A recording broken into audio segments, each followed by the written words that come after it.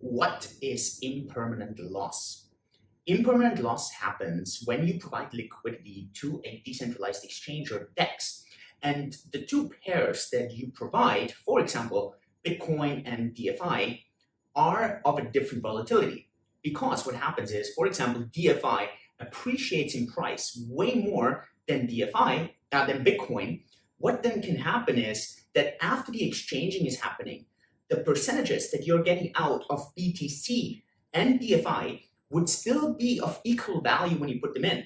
But now that DFI moved up in price, percentage-wise, you might be getting out less than you would have gotten before. So after all, you're losing money in absolute terms. Now, the reason why it's called impermanent loss is because obviously it has to do with liquidity. And the longer time you have, the higher the chance, or higher the probability that those two assets might balance each other out over time. So the more under time pressure you are to actually remove the assets out of the DEX, the higher the risk that you suffer from impermanent loss.